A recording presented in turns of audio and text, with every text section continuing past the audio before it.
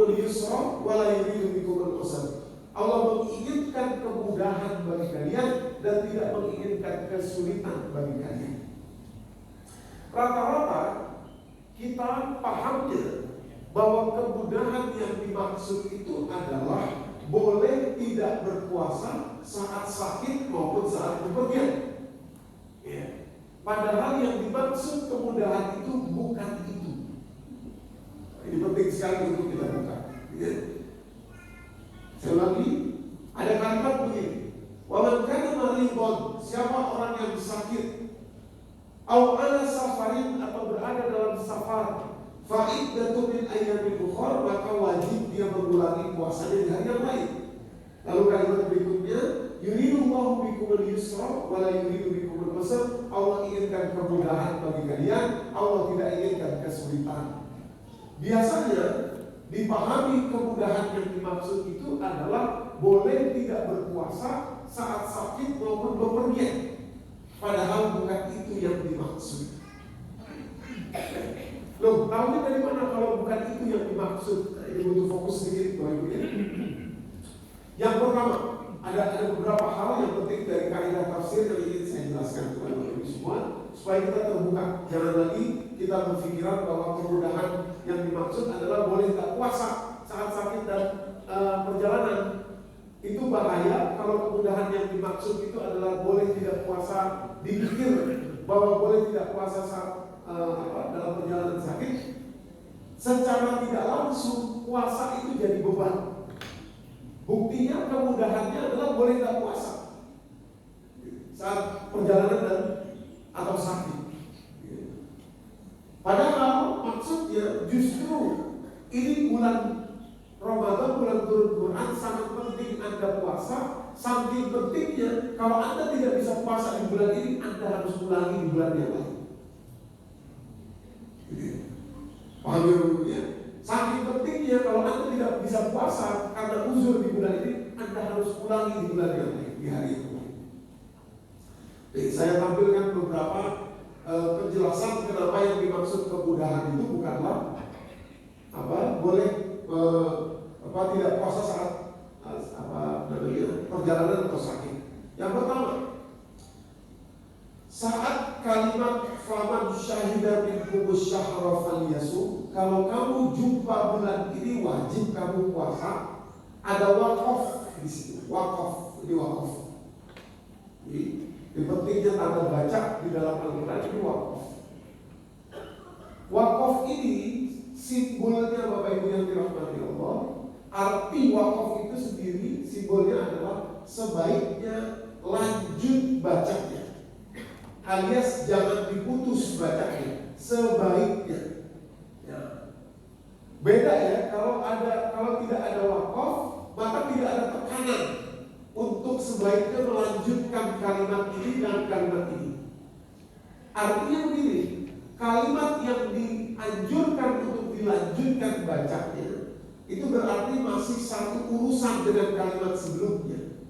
Maka kalimatnya faman syahida minkum asyhara falyasumhu, lanjut wa man kana maridan, dan yang kedua, ya sudah saya agak lompatin. Yang kedua ada waw aqaf di sini. Waw aqaf itu maksudnya adalah tidak terpisah antara kalimat sebelumnya dengan kalimat sesudahnya. Jadi wakafnya menganjurkan lanjut bacanya jangan diputus. Waw aqafnya sendiri itu artinya adalah kesambungan antara kalimat sebelumnya dan kalimat sesudahnya. Maka kalau kita sambung sesuai dengan dua tanda ini, tanda wakaf dan waw aqaf, ya, kalimatnya faman syahida minkum asyhara falyasumhu wa man kana maridan aw ala safarin fa iddatun min ayyamin ukhra. Kalau kamu jumpa bulan ini wajib kamu puasa di bulan ini, dan kalau yang sakit ganti di hari yang lain. Coba, kalau begitu cara membacanya, berarti ini peluang untuk bisa mudah tidak puasa atau justru tekanan agar betul-betul puasa di bulan Ramadan. Yang satu atau yang dua? Yang dua. Awas, jangan sampai keliru kita memahami ini, karena nanti kemudahannya itu berarti bukan itu yang dimaksud. Ya. Saya ulangi kalimatnya ya.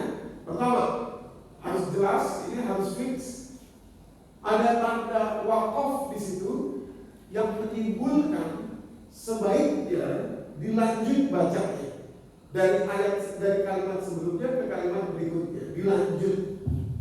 Beda kalau tidak ada wakaf seperti itu, maka kita boleh berhenti di tengah-tengahnya. Maka tadi kalau Bapak perhatikan juga tadi waktu kita baca surat Hud, ada satu ayat yang saya sambung langsung. Kenapa? Ada tanda lam alif di atasnya itu, ya. Artinya kalau bisa jangan berhenti. Jangan berhenti, sambung.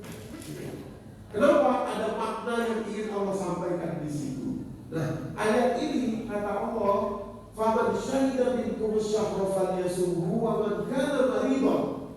Yang kedua di waw atof juga artinya kesambungan antara sebelumnya dan sesudahnya. Jadi kalimatnya dalam bahasa Indonesia begini: siapa yang jumpa bulan ini wajib berpuasa, dan kalau tidak bisa puasa karena sakit atau bepergian, ganti di bulan yang lain. Titik. Titiknya mana?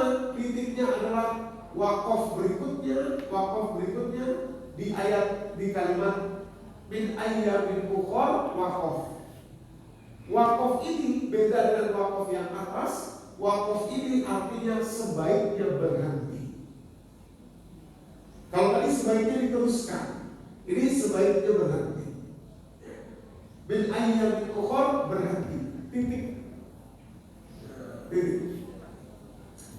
Jadi kalimatnya Allah ingin katakan kepada kita, bulan Ramadan ini bulan Quran. Kalau kamu jumpa bulan ini, kamu wajib puasa. Dan kalau kamu tidak bisa puasa, ganti di bulan yang lain. Titik. Bisa dipahami ya? Jadi maksud kemudahan itu ya, artinya bukanlah bisa mengganti puasa di bulan lain karena sakit dan begini, jangan sampai keliru. Sakit atau dalam bepergian boleh mengganti di bulan lain, tapi itu bukanlah kemudahan yang dimaksud. Tapi itu kemudahan juga, iya, itu kemudahan juga dari Allah supaya tidak kaku-kaku amat. Kalau Anda sakit, kalau Anda dalam bepergian boleh ganti. Tapi kemudahan yang dimaksud Allah di sini bukan itu. Itu kemudahan juga, tapi bukan itu kemudahan yang dimaksud di ayat ini.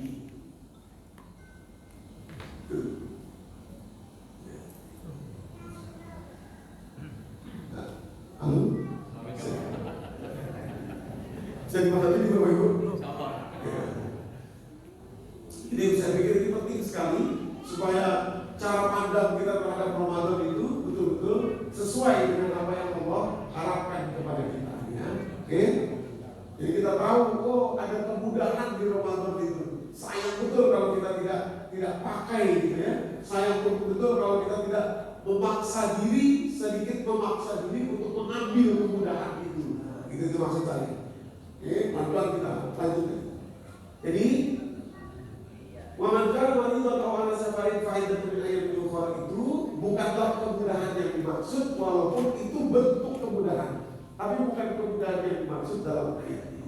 Kemudahan yang dimaksud baru dimulai pada kalimat yuridullahu bikumul yusra wa la yuridu bikumul usra. Allah inginkan kemudahan bagi kalian, Allah tidak inginkan kesulitan bagi kalian. Yang pertama, walitukmilul iddah, ini juga waw aqaf tanpa waqaf. Waw aqaf artinya kesambungan antara sebelumnya dan sesudahnya. Walitukmilul iddah, agar kalian menyempurnakan bilangan puasa itu. Walitukmilul iddah, agar kalian menyempurnakan bilangan puasanya. Satu. Yang kedua, walitukabbirullaha ala ma hadakum, agar kalian mengagungkan, membesarkan Allah atas petunjuk yang diberikannya kepada kalian. Inilah sebetulnya dasar dari perintah takbiran. Takbiran nanti di akhir bulan Ramadan ini kita bertakbir, Allahu Akbar, Allahu Akbar, Allah. Itu dasarnya dari sini. Walitukabbirullaha ala ma hadakum. Cuma yang jarang diperhatikan adalah bertakbir itu atas apa? Atau karena apa? Atau isi pikiran kita tuh harusnya apa saat bertakbir itu? Apakah ingat kampung halaman? Boleh-boleh saja. Tapi bukan itu yang dimaksud. Apakah ingat masa kecil? Boleh-boleh saja, tapi bukan itu yang dimaksud. Yang dimaksud adalah isi kepala kita, walitukabbirullah ala ma hadakum, atas petunjuk yang sudah Allah berikan kepada kalian. Nah, di sini stressing point kita. Walitukabbirullah ala ma hadakum. Insyaallah ini kan pertemuan kita di awal Ramadan. Insyaallah kita tidak akan ketemu lagi sampai Lebaran nanti kan. Jadi ini juga oleh-oleh buat Lebaran, takbiran ya. Takbiran itu isi kepala itu mestinya bukan hanya ingat kampung halaman, bukan hanya ingat masa kecil, ingat apa dan lain sebagainya, bukan hanya itu. Boleh saja, tapi bukan itu. Apa yang harusnya ada di dalam kepala kita? Yakni pemahaman tentang ala ma hadakum, petunjuk yang sudah Allah berikan kepada kalian. Petunjuk apa yang dimaksud? Kembali kata-kata hadap tadi, kembali ke atas. Huda syahrul Ramadan allazi unzila fil Quran, huda linnas.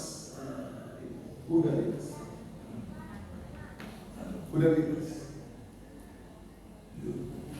Jadi takbiran kita tuh memahami bahwa Al-Quran itulah kemudahan yang Allah berikan kepada kita. Jadi kemudahan yang Allah berikan kepada kita adalah Al-Quran, dan kemudahan-kemudahan lain saat kita menghadapi puasa kita menjadi 4 pekan berturut-turut. Jadi bagaimana yang dimaksud ini? Saya mudahkan saja. Yang pertama, maksud kemudahan Ramadan itu pertama bukan hanya kemudahan karena puasa bisa diganti di hari lain.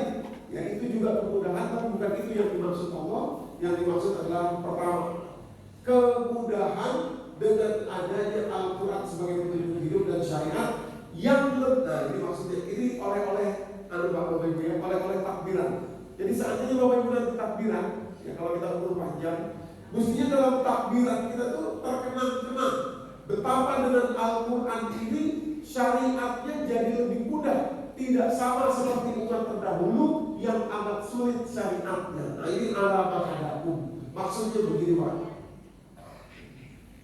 Ini maksudnya. Dengan turunnya Al-Quran kepada Nabi Muhammad SAW, otomatis syariat terdahulu yang ditetapkan Allah kepada penduduk bumi direvisi dengan Al-Quran. Ya. Kalau tidak turun Quran, maka syariatnya masih menggunakan syariat umat terdahulu yang luar biasa beratnya seandainya itu diterapkan kepada kita. Salah satu contohnya, ya, Quran surat kedua ayat 54. Di sini dijelaskan syariat umat terdahulu.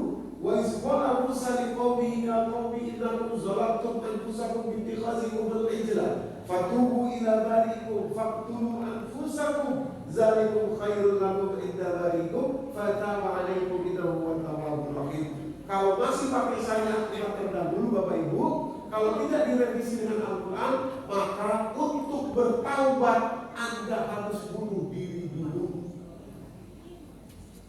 Harus bunuh diri dulu, mati dulu, mati beneran.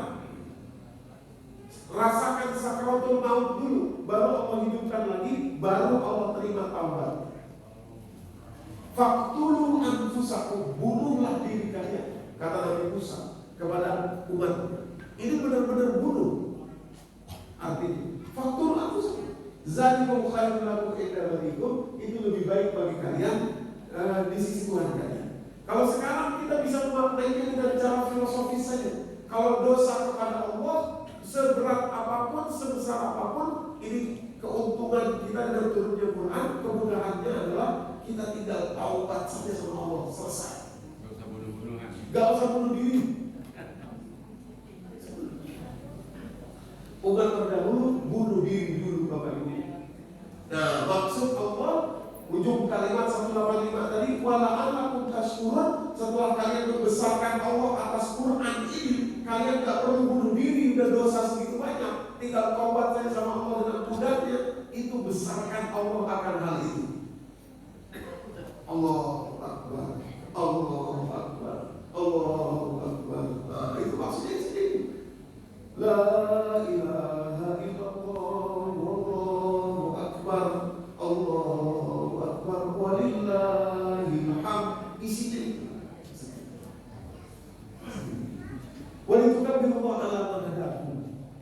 berdasarkan Allah atas petunjuknya. Al-Quran ini yang sudah diberikannya kepada kalian. Yang dengannya kalian tidak perlu bunuh diri walaupun dosanya sudah segede gunung. Jangan bunuh diri, tinggal tobat aja sama Allah. Beda kalau dosanya kepada sesama anak manusia, kepada Bani Adam harus diselesaikan. Tapi kalau kepada Allah dosanya itu taubat betul-betul sungguh-sungguh, taubatan nasuha, apapun dosanya Allah terima. Itu tidak dimiliki oleh umat terdahulu, tidak dimiliki oleh umat terdahulu. Jadi itu kemudahan yang dimaksud pertama. Dengan turut sekali lagi saya ulangi, mudah-mudahan kita bisa merasakan itu, ya, betapa baiknya Allah sama kita, dan untuk itulah kita besarkan Allah nanti, ya, di ujung Ramadan ini. Pertama, dengan adanya Al-Quran, syariat terdahulu direvisi jadi lebih mudah kepada kita. Satu. Yang kedua, mudah yang dimaksud ini masih juga dalam kaitannya dengan syariat terdahulu yang sangat luar biasa berat itu, tidak sama seperti syariat sekarang. Yang kedua, kalau sekarang Pak, setelah turunnya Quran, ya, Anda kalau bicara yang ngaco-ngaco terhadap tentang Allah, itu tidak langsung dihajar oleh Allah dengan hukuman.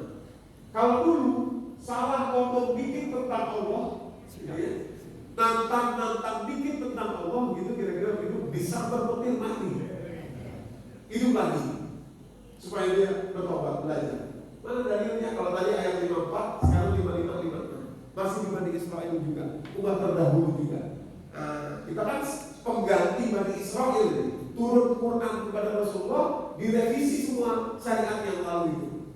Maksudnya, jadi tandanya itu adalah penandanya saat turunnya Al-Quran.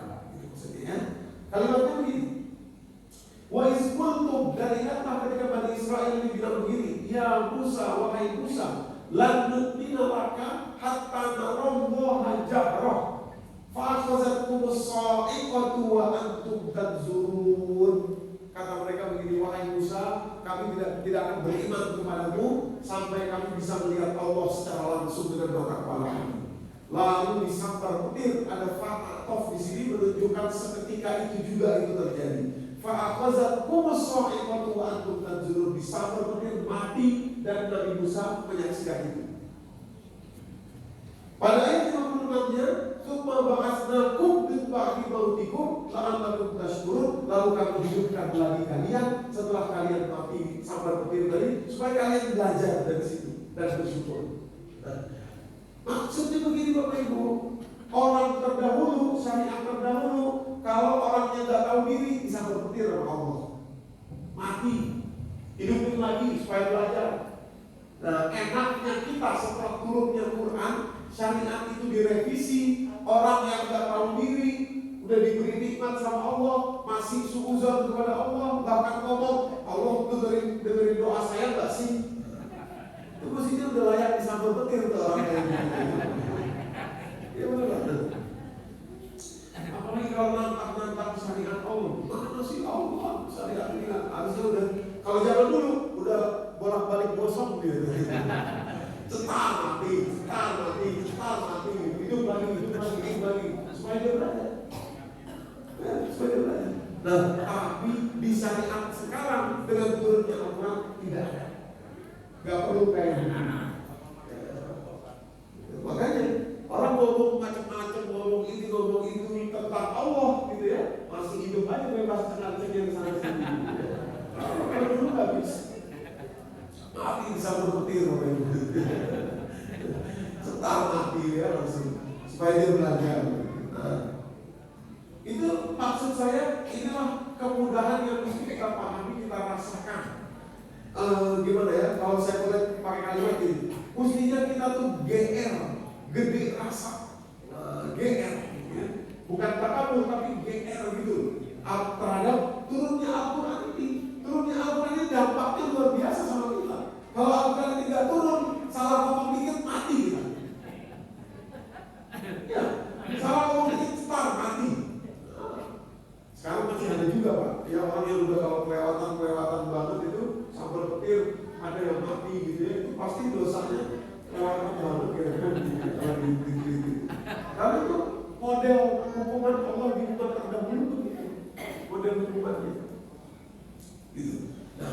tidak perlu. Sudah direvisi jauh lebih mudah, dikasih diskon kurang lebih 99% diskon. tinggal 1% aja lagi. Ya, ini tobat aja ke Allah tuh. Langsung Allah terima, Allah terima tobatnya. Ya, tidak perlu lagi seperti dulu. Ya. Nah, ini yang pertama. Ya, jadi kemudahan yang dimaksud dengan adanya Al-Quran sebagai petunjuk hidup, syariat yang lebih mudah dari umat terdahulu, tidak sama seperti umat yang terdahulu. Yang ketiga, kemudahan yang dimaksud adalah kemudahan cara mempelajari petunjuk hidup dengan Al-Quran. Karena dalam Al-Quran sudah dirangkum semua perjalanan umat-umat terdahulu. Maksudnya begitu Bapak Ibu. Ya.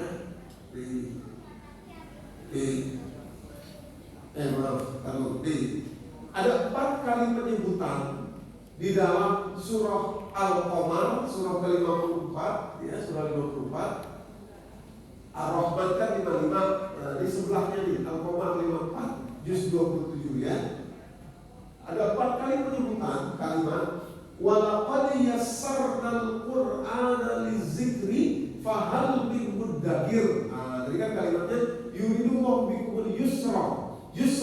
Nah, di kalimatnya yassarna, sudah kami mudahkan. Walaqad yassarnal Qur'ana lizikri fahal min muddakir. Nah, ini ya. Telah kami mudahkan Al-Quran untuk dipelajari, maka adakah orang yang mau mengambil pelajaran?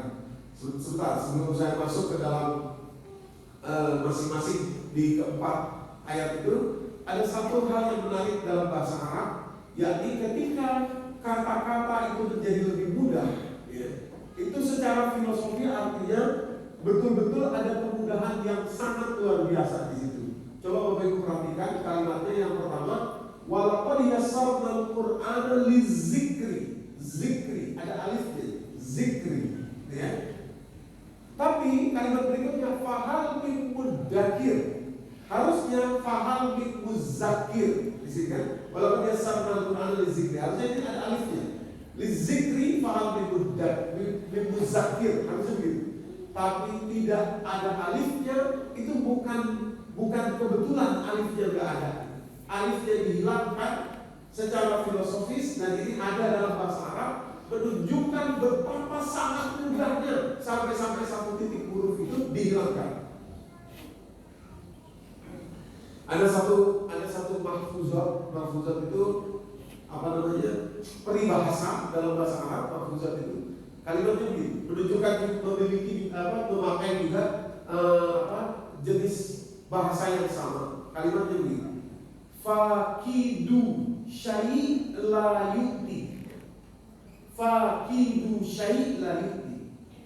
Itu artinya orang yang tidak punya tidak bisa memberi. Dalam aneh peribahasanya, fakidu harusnya kata-katanya adalah fakiru syai' la yu'ti. Orang yang fakir tidak bisa memberi. Tapi saking fakirnya, saking tidak mau memberinya orang yang tidak punya itu, bahkan sebelum sampai kepada fakir dengan roh yang sulit, fakidu pun tidak mau memberi. Bisa dipahami ya? Fakidu pengucapannya kan lebih mudah daripada fakiru. Fakiru, ada orang yang tidak bisa mengucapkan R, gitu ya. Fakiru. Jadi orang yang tidak punya itu, bahkan derajat ketidakpunyaannya sedikit saja, dia sudah tidak mau memberi. Nah, maka itu peribahasa itu mengatakan fakidu syai' la yu'ti, bukan hanya fakir. Saya mengatakan begini, dalam bahasa Arab ada yang seperti itu. Maka kalimatnya walaqad yassarnal Qur'ana lizikri fahal min muddakir, itu harusnya min muzzakir, tapi dihilangkan supaya lebih mudah pengucapannya, menunjukkan, ingin mengatakan betapa mudahnya betul-betul Al-Quran itu untuk dipelajari. Jauh lebih mudah lagi setelah Anda mau mempelajarinya. Itu maksudnya Al-Quran sudah mudah untuk dipelajari, dan akan jauh lebih mudah lagi ketika Anda sudah mulai mempelajarinya. Halo.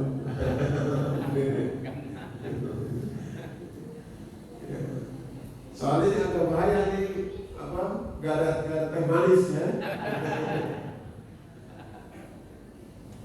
Walaupun yasarna al-Qur'an dari zikri, fahad bin dari sungguh Al-Quran telah kami mudahkan ya, untuk dipelajari. Maka adakah yang mau mengambil pelajaran ya? Jadi ada 4 kali ayat ini terulang dalam surat Al-Qamar itu Bapak Ibu, dan masing-masing berbeda. Di ayat ke-17 itu pengulangan, di ayat 17 penyebutannya adalah untuk umat Nabi Nuh. Maka dari awal surat Al-Qamar sampai ayat ke-16 itu bicara tentang Nabi Nuh dan kaumnya, baru kemudian ayat 17-nya walaupun yasarna al-Qur'an dari zikri fahal mudzakir. Maksudnya begini, kalian umat akhir zaman dengan turunnya Al-Quran ini tidak perlu mengalami kesulitan seperti umat Nabi Nuh. Tinggal kalian baca saja rangkuman pengalaman yang pernah dialami Nuh dan umatnya, lalu pelajari. Gak perlu mengalami kesulitan seperti mereka, gak perlu. Sungguh sudah mudah. Contoh, jadi ayat 17 tentang Nabi Nuh, ayat ke-22 tentang kaum Nabi Hud, ya. Ayat ke-32 tentang Nabi Soleh, ya. Samud, kaum Samud, dan ayat ke-40 tentang Nabi Lut, ya. Nabi Lut. Jadi tidak perlu mengalami, tinggal belajar saja, bisa harusnya kita lebih mudah menjalankannya. Saya mau kasih contoh Nabi Nuh. Ini maksudnya walaupun yasarna al-Qur'an dari zikri fahal mudzakir, sungguh kami mudahkan Al-Quran buat kalian, tinggal kalian pelajari saja. Tidak perlu melewati kesulitan-kesulitan seperti yang pernah dilewati oleh Nabi Nuh dan kaumnya. Salah satunya begini Pak, pelajaran dari Nabi Nuh ya. Quran surat Nuh ayat 10 sampai 12. Ya. Surat Nuh itu surat berapa? 70 ya. 71 ya. Surat 71 surat itu. Kalimatnya begini. Kata Nabi Nuh kepada kaumnya, di laporan Nabi Nuh kepada Allah, kalimatnya ayat 10, faqultu astaghfiru rabbakum innahu kana ghaffara. Saya ajarkan kepada kaum saya istighfar, Tuhan ampunlah kalian kepada Rabb kalian, sungguh Dia Maha Pengampun. Lalu pada ayat 11-nya, nanti yursilis sama alaikum bidrara, Allah akan mengirimkan kepada kalian dari langit air hujan yang berkecukupan. Yursilis sama alaikum bidrara, gitu ya. Yang berikutnya, wa yubdilukum bi amwalin wa banin, Allah akan tambahkan harta kalian, anak keturunan kalian. Wa yaj'al lakum jannati wa yaj'al lakum anhara, Allah berikan kesuburan dalam kebun-kebun pada kebun-kebun kalian, maksudnya usaha yang kalian lakukan, Allah jadikan di bawah kaki kalian sungai yang mengalir, kebutuhan hidup kalian terpenuhi dengan baik. Syaratnya istighfar, mohon ampun kepada Allah. Faqultu astaghfiru rabbakum. Ini pelajaran Nabi Nuh. Tidak perlu kita sulit-sulit seperti kaum Nabi Nuh untuk mendapatkan itu. Tinggal buka Quran, praktekkan. Dapat janji yang sama yang diberikan Nuh kepada kaumnya, karena itu termaktub dalam Al-Quran, berlaku pula untuk kita. Banyak istighfar, banyak mohon ampun. Istighfarnya bukan hanya di mulut, bukan hanya 10 kali, 20 kali, 100 kali, 1000 kali, bukan. Tapi istighfar mohon ampun dosa kita, bertobat kepada Allah. Nanti Allah berikan tuh tambahan harta yang barokah. Berikan Allah wa yumdikum bi amwal,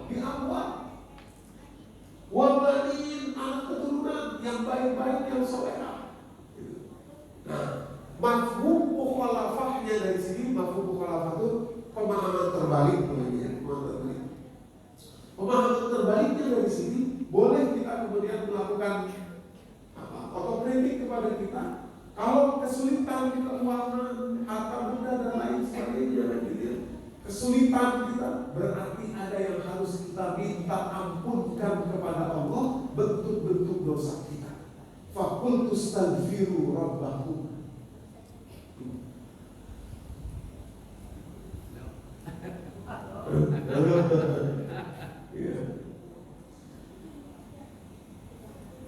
Maksud saya, kita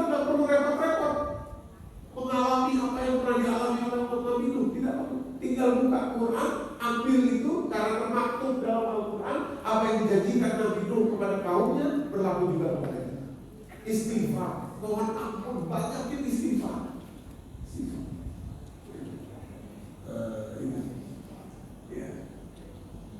Banyak istighfar. Jadi kadang-kadang saya berpikir begini, mohon maaf ya.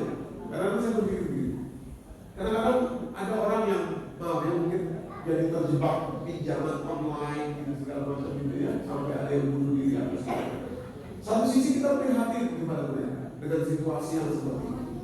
Tapi di lain sisi ini hanya dugaan saja, tapi berdasarkan apa yang dijelaskan dalam Al-Quran, boleh jadi memang ada hal-hal dosa yang terus-terusan dilakukan. Itu. Ya kita tidak tahu apa itu, kita kan nggak tahu kan apa itu kan. Tapi kata Allah, kalau kamu beristighfar mohon ampun kepada Allah dengan sungguh-sungguh, janji Allah wa yumdidukum bi amwal. Allah tambahkan harta, kekayaanmu, Allah tambahkan. Perbaiki dosa-dosa kita, kesalahan kita. Akui gitu ya kepada Allah. Ya mungkin kita sembunyi, nggak tahu apa gitu dan lain sebagainya, nggak ngerti. Kadang-kadang apa iri hati kepada orang aja itu menjelekkan orang lain dosa besar juga gitu kan. Jangan-jangan itu banyak yang seperti itu sehingga akhirnya terjebak kesulitan tadi finansial. Allah tuh pemilik segalanya kok. Tapi ekonomi sedang sulit memang iya, tapi kan Allah memiliki semuanya. Kalau Allah mau dari jalan apa saja bisa memberikan. Allah nggak lihat kondisi ekonomi atau apa, tidak. Allah akan memberikan dari arah yang tidak diduga-duga, tidak disangka-sangka oleh kita. Nah, jadi kalimat ini benar-benar betul-betul adalah satu pelajaran yang sangat memudahkan kita. Tinggal ambil aja dari Quran, praktekkan. Tapi sungguh-sungguh. Fakultu astaghfiru rabbakum innahu kana ghaffara yursilis sama alaikum bidarra dan seterusnya. Saya jadi ingat satu kisah seseorang di zaman Imam Malik ya. Kalau saya tidak salah Imam Malik gitu ya. Beliau ini tukang roti di Mesir, Bapak Ibu ya. Tukang roti di Mesir. Di depan masjid Imam Malik itu Imam Malik itu kan orang besar gitu ya, orang terkenal gitu ya. Kalau mana-mana pasti dikawal gitu ya. Nah, terus suatu ketika beliau ingin ke Mesir. Dalam rangka apa? Nggak ada, saya pengen aja ke Mesir gitu. Nah, akhirnya beliau pergi ke Mesir, sholat di masjid itu biasanya akan disediakan tempat menginap untuk Imam Malik. Tapi kali ini berkosa, saya pengen jalan sendiri kata beliau begitu. Jadi beliau jalan sendiri kemalaman, sholat di masjid, satu masjid, terus dia tiduran di sini. Besok paginya Imam Malik itu, habis sholat subuh, habis ini orang nggak ada yang tahu kalau ini Imam Malik karena dulu nggak ada medsos kan, nggak ada YouTube, jadi orang nggak tahu Imam Malik gitu ya, orang nggak kenal gitu. Mukanya, face-nya cuma tahu namanya aja, nggak tahu face-nya gitu ya. Saking terkenalnya Imam Malik itu semua orang tahu siapa nama Imam Malik tapi tidak tahu wajahnya. Nah habis sholat subuh, habis semua, terus Imam Malik jalan keluar masjid. Pengen beli roti, Bapak Ibu, karena lapar gitu ya. Datanglah ke sebuah tukang roti. Depannya jualan roti, itu anaknya, belakangnya bapaknya lagi bikin roti. Nah yang menarik dari telinga Imam Malik ini, bapaknya ini setiap mulai di roti itu, ya ngadon roti itu, istighfar. Astagfirullahaladzim. Selalu itu astagfirullahaladzim. Kedengeran oleh Imam Malik. Yang menarik nih, oleh Imam Malik, menarik juga ditanya. Maaf Pak, Bapak selalu istighfar gitu. Iya. Setiap kali sambil saya cek dosa saya apa, salah saya apa, astagfirullahaladzim. Oh ya ingat saya minta ampun, astagfirullahaladzim. Selalu setiap bikin roti saya begini. Kata Imam Malik, terus apa yang selama ini terjadi kepada Bapak?